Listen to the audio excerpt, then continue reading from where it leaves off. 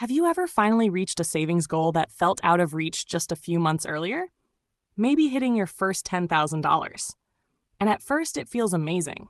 You've been disciplined, you've been consistent, and you finally see that number sitting in your account. But then something strange happens. That money starts to disappear. Not all at once, but slowly.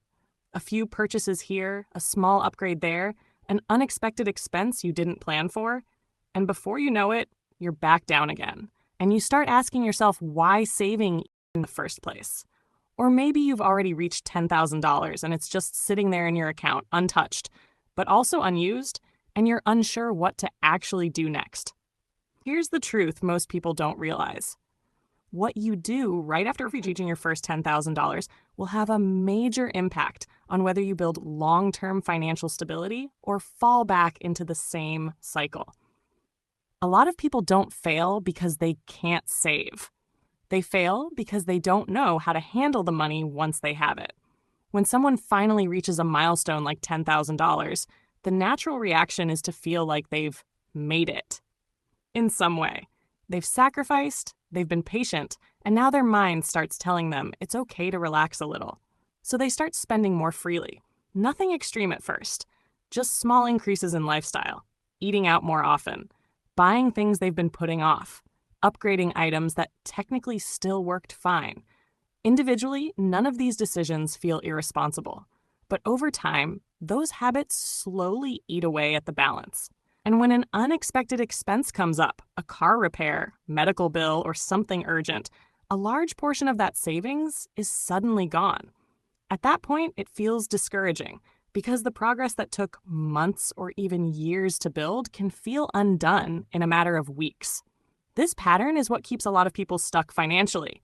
They save, they accumulate, but they don't structure their money in a way that protects it or helps it grow. So the same cycle repeats. Now here's what people who build wealth tend to do differently at this stage. They don't treat $10,000 as a single pool of money meant to sit idle. They organize it. They assign it roles. Instead of keeping everything in one place where it feels easy to spend, they separate it into different purposes.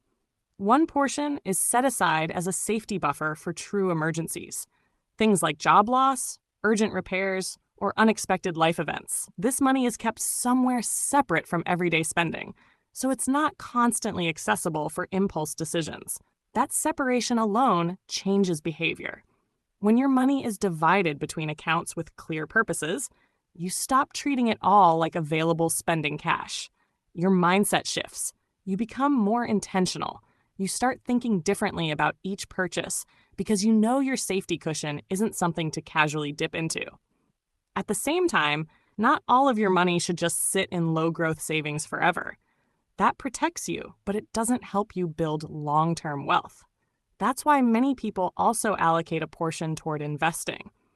Instead of trying to chase quick wins or gamble on individual stocks, they focus on broad, diversified investments that are designed to grow steadily over time. The goal isn't instant results, it's consistency over years. Money that's invested and left alone can benefit from compounding, where growth builds on itself over time. It's not exciting in the short term, but it becomes powerful over the long term. This combination, having money set aside for emergencies while also having money working in investments, is what creates balance. One protects you in the present, the other builds your future. Another important piece is what happens after that initial milestone. Reaching $10,000 once doesn't change your life on its own. What matters is whether you build a system that continues growing your savings and investments automatically. For example, setting up recurring transfers from your income into both your emergency fund and your investment account. This removes the need for constant decision-making. You're no longer relying on motivation or willpower every month. The system handles it in the background. Your income comes in, a portion is allocated automatically, and you live on the rest. Over time, this creates momentum. And that momentum is what turns a single milestone into continuous progress.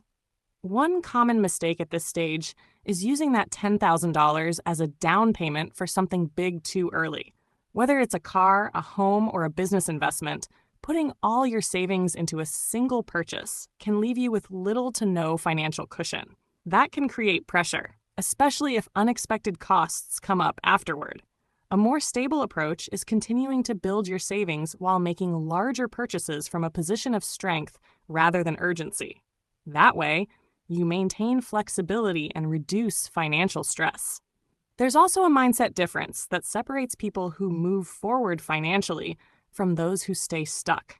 Some people see $10,000 as something to spend. Others see it as something to grow.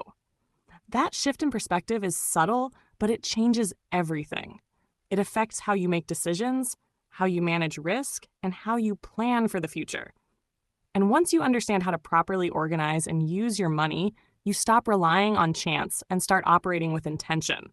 At that point, $10,000 isn't the end goal. It's the starting point of a system that can scale over time. What matters most isn't just reaching the milestone, it's what you do next.